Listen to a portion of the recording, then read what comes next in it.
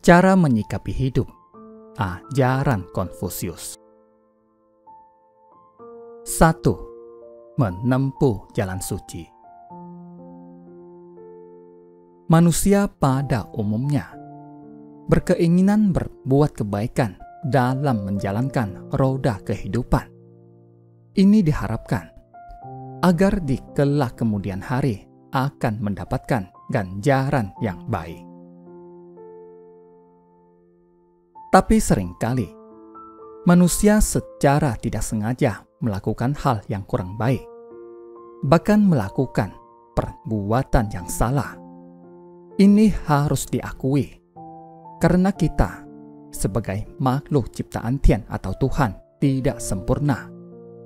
Semua ini tercermin dalam tindak tanduk perilaku kita dalam kehidupan sehari-hari. Untuk dapat berperilaku baik, bijaksana, kita perlu ajaran mengenai kehidupan alam semesta yang disebut agama. Agama adalah suatu ajaran yang mengajarkan kita untuk mengenal adanya Tian atau Tuhan yang Maha Esa, yang telah menciptakan alam semesta beserta semua isi jagat seutuhnya.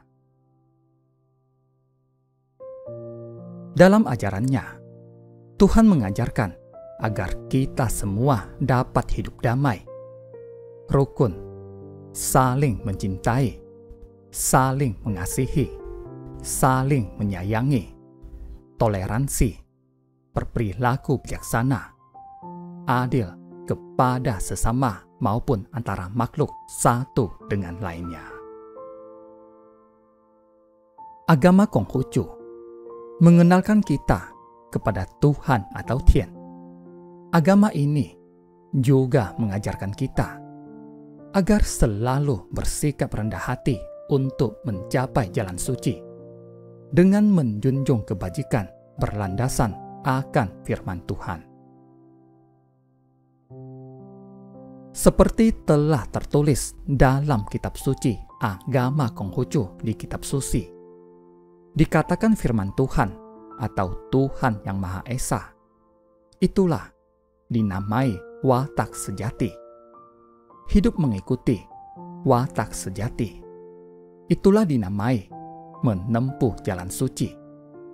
Bimbingan menempuh jalan suci, itulah dinamai agama.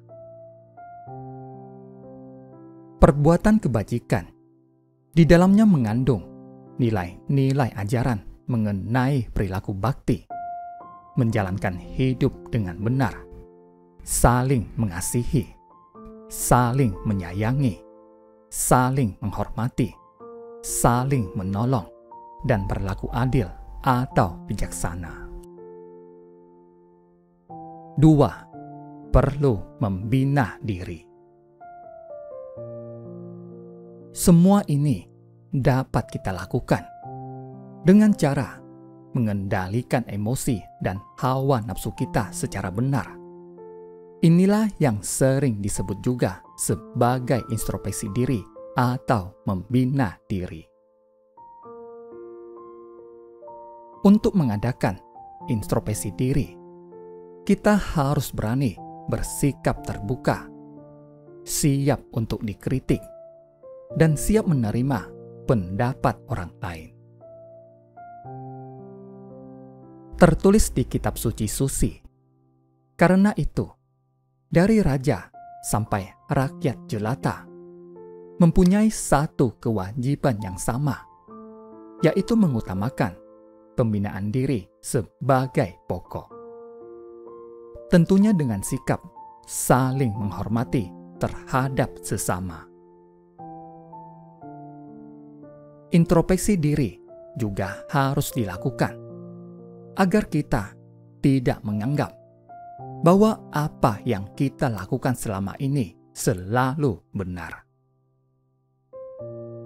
Dengan melakukan introspeksi diri, diharapkan kita dapat selalu belajar dari kekurangan kita selama ini, Dengan kata lain, kita juga dapat belajar untuk menghargai pendapat orang lain. Introspeksi juga dapat melatih kita untuk lebih bersabar dan bertindak lebih bijak dalam pengambilan suatu keputusan. Bila suatu hari dapat membaharui diri, perbaharuilah terus setiap hari dan jagalah agar baharu selama-lamanya. 3. Banyaklah belajar. Belajar di sini dapat kita artikan secara luas. Belajar tidak mengenal adanya batas. Maka sepanjang kita diberikan rahmat oleh Tuhan untuk dapat menikmati hidup, sepanjang itulah kita harus banyak belajar dengan tujuan agar kita dapat menempuh jalan kebajikan. Belajar didapat tidak hanya di dalam buku, tetapi belajar dapat kita jumpai juga dalam kita menjalankan roda kehidupan keseharian. Inilah yang disebut belajar dari pengalaman. Termasuk di dalamnya, kita dapat belajar dari kegagalan-kegagalan yang telah kita alami. Belajar juga dapat menambah ilmu dan wawasan kita.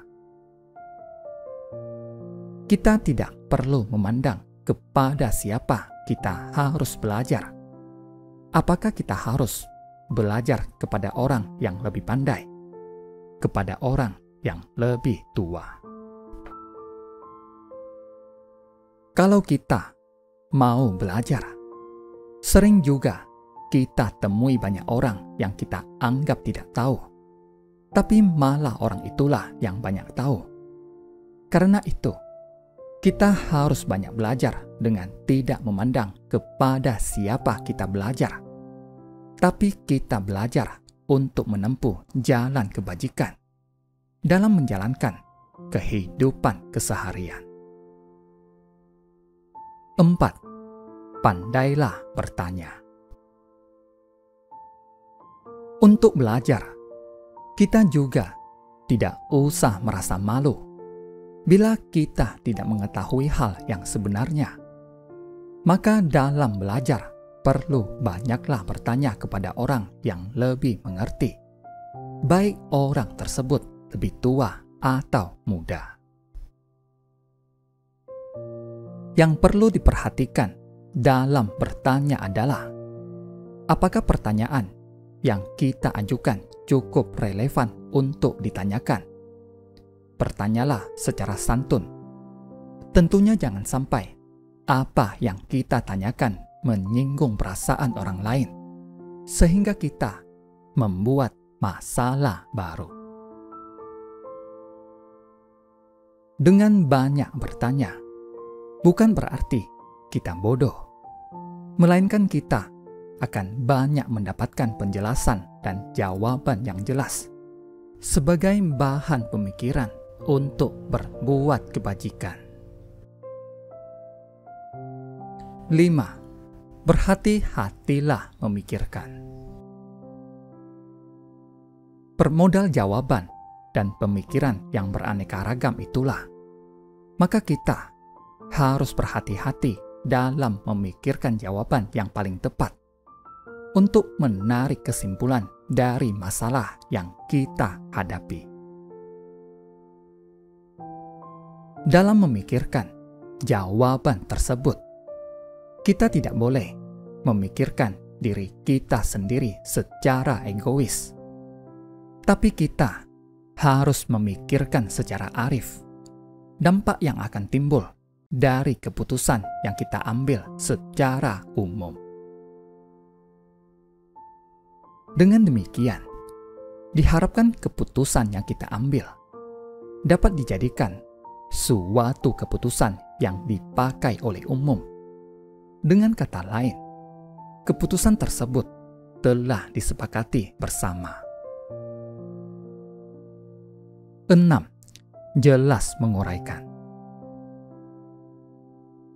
Setelah kita mendapatkan jawaban yang jelas secara umum, maka langkah selanjutnya adalah kita harus dapat menguraikan jawaban tersebut secara mudah dimengerti atau dipahami oleh pihak lain, tanpa menyinggung perasaan orang lain. Untuk menguraikan hal tersebut, kita jangan sesekali bertindak menurut kemauan kita sendiri tanpa memperdulikan lingkungan, situasi kondisi yang ada saat itu. Karena dengan kita tidak memperdulikan ini semua, kemungkinan uraian kita akan menemui banyak masalah baru yang seharusnya tidak perlu terjadi. Jawaban tersebut harus dapat diuraikan secara jelas, agar semua yang mendengarkan dan yang merasa perlu dengan uraian tersebut dapat melaksanakan dengan baik dan benar. 7. Sungguh melaksanakan. Untuk melaksanakan uraian jawaban itu dengan benar, diperlukan pemikiran-pemikiran yang layak untuk kita tindak lanjuti sebagaimana mestinya, sehingga kita dapat melaksanakan keputusan itu dengan sebenar-benarnya. Dengan cara berpikir demikian, diharapkan kita akan mendapatkan hasil yang terbaik dalam menghadapi suatu persoalan. Inilah yang selalu diajarkan oleh Nabi Konghucu kepada kita semua, agar kita sebagai umat agama Konghucu selalu ingat bahwa kita haruslah banyak belajar, pandailah bertanya, berhati-hatilah memikirkannya, jelaslah menguraikannya, dan sungguhlah melaksanakannya. Terima kasih. Semoga bermanfaat.